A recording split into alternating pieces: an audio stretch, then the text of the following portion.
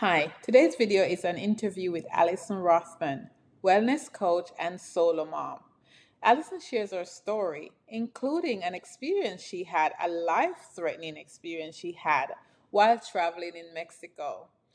And she explained how that experience led her to reclaim a connection with herself and to build a life that was more fulfilling for her and her son. Hi, I'm Jay Rosemary. I'm the host of SoloMoms Talk podcast. I help solo moms with the tools and strategies they need to live a joy-filled life. If this interview resonates with you, please leave a comment below. Also, please subscribe to my channel and ring that notification bell so you'll know when I upload a new video. Thank you.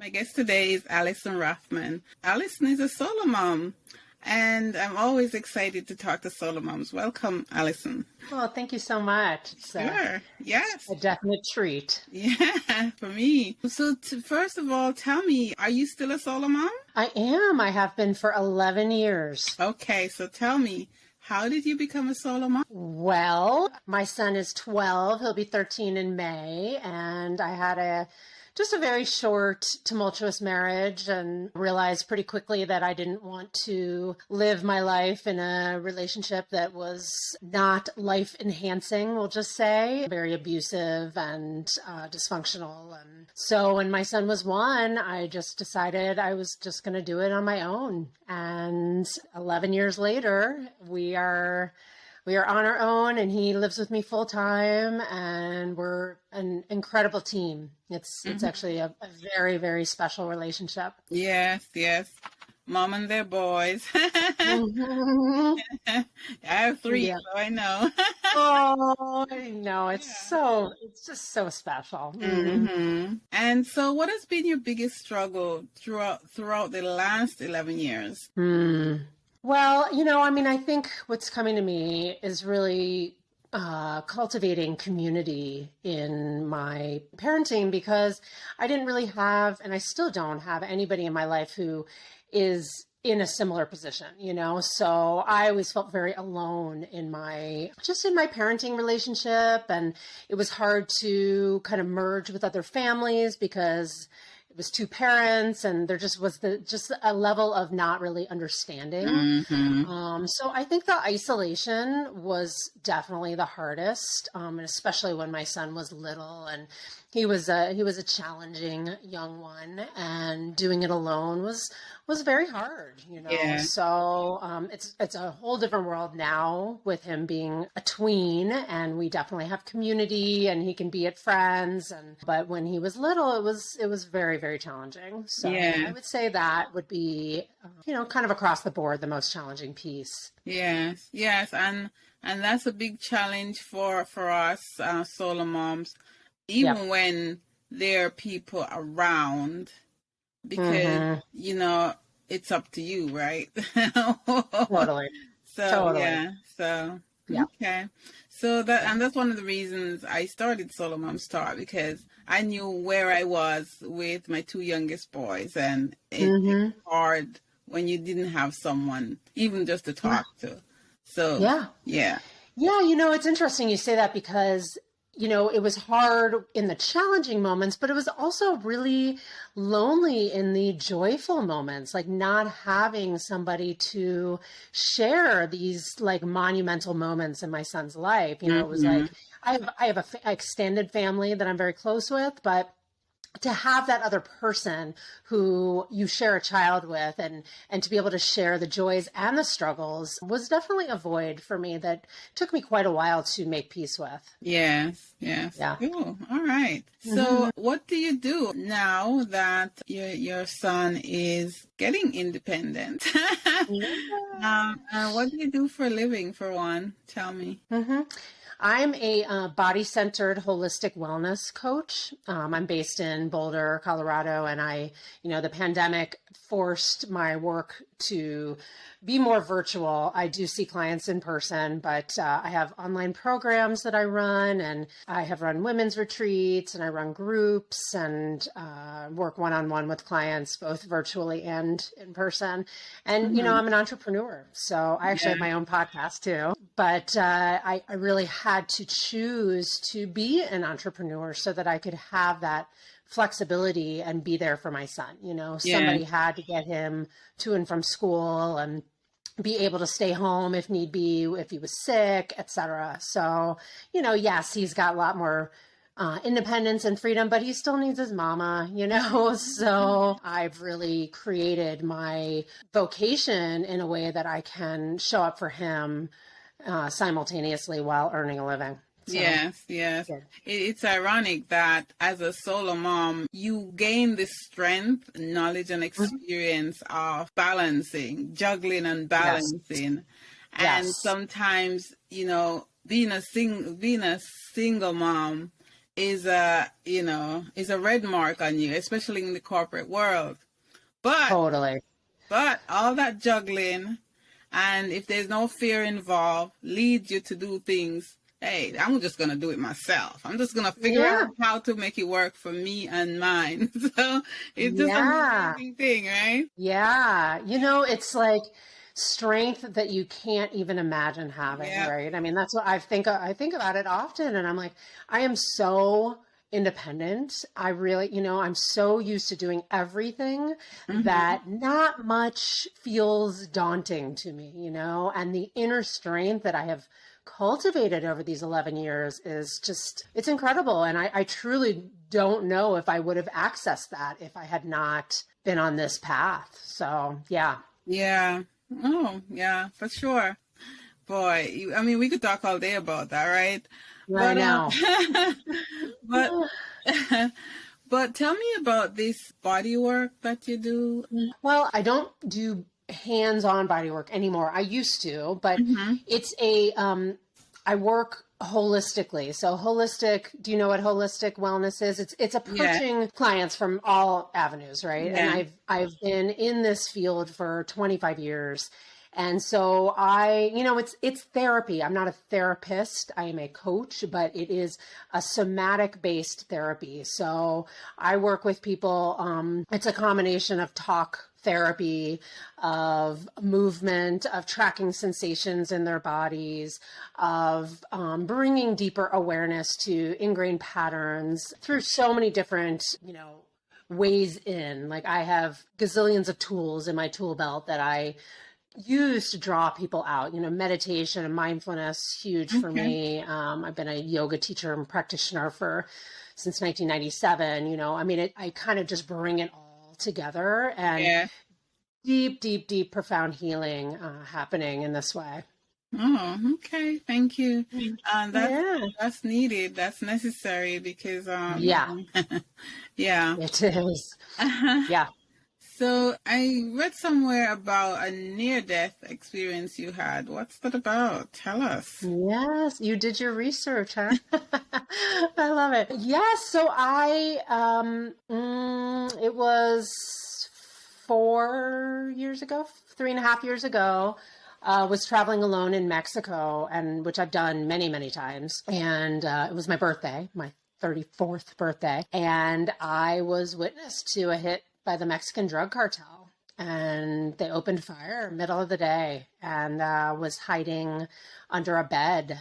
I was at a hotel cafe and ended up in a hotel room with a bunch of locals and hidden under a bed. And I did not know if I was going to live or die. And it was a pivotal moment in my life for obvious reasons, but, you know, just recognizing the preciousness of this life. You know, it's so easy to focus on everything that's wrong and what you don't have and all the, you know, I mean, and I was definitely struggling, still kind of grappling with parenting alone and how I was going to make ends meet and, you know, the stresses with my son's dad, et cetera. And that moment just kind of snapped me awake, and it sent into motion a tremendous shift in my entire way of living and being.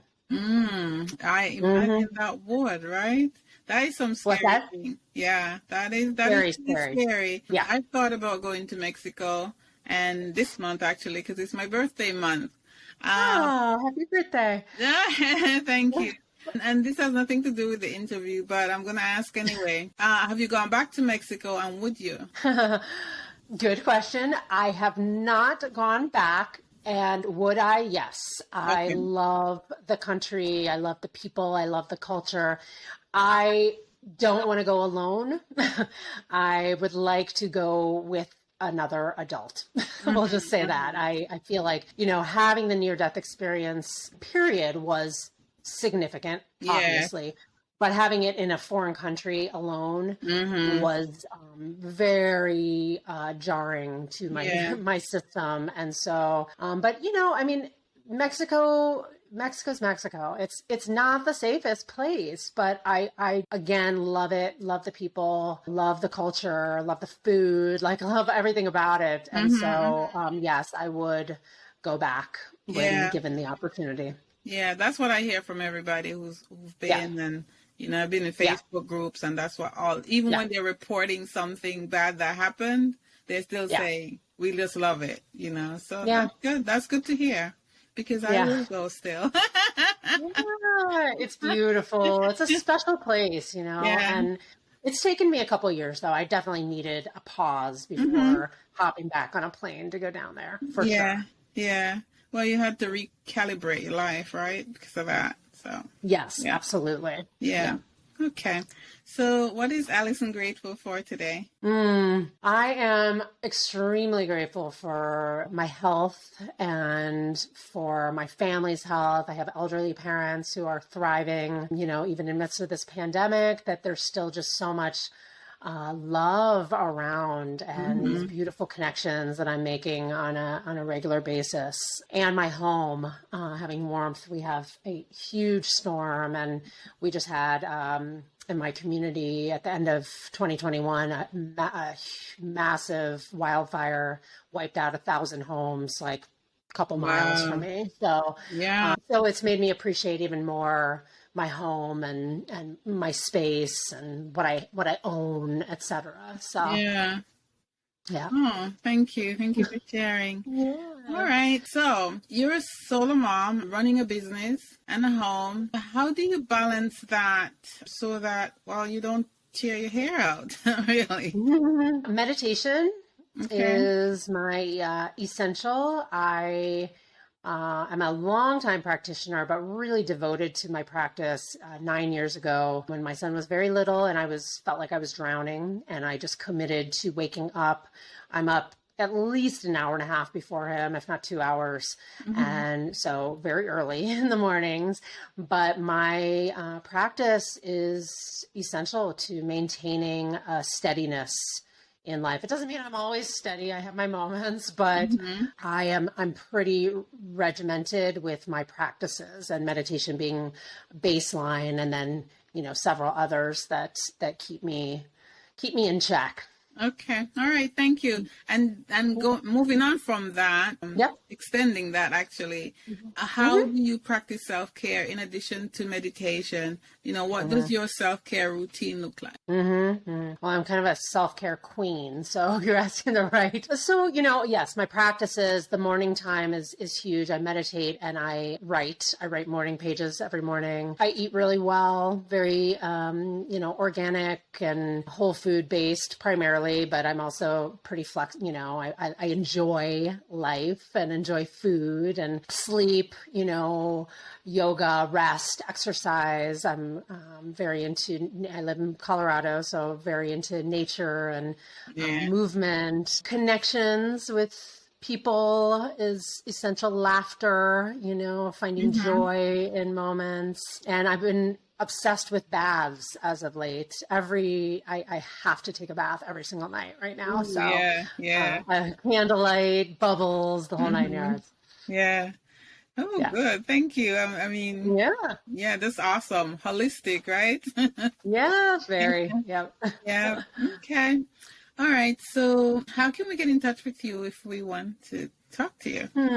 Thank you for asking. My website is embodymylife.com. Okay. And I actually just launched this pretty amazing virtual women's community called the Empower Women's Community. And I'm super excited about it. It's been kind of in the works for the last 2 years, trying to really assess what is needed during these pandemic times to keep women connecting and to keep women empowering themselves through practices and through their connections with other women. So that just launched yesterday, and I'm keeping it very affordable because I want it to be accessible for everyone. And so yeah, that's all the information's on my website. That's a great way of finding me. So we'll place a link to your website in the show notes. Thank you. Good measure. Yeah. Sure. All right. Yeah. So one piece of advice for a solo mom. Yeah, this is what's coming to me. I'm going to trust it.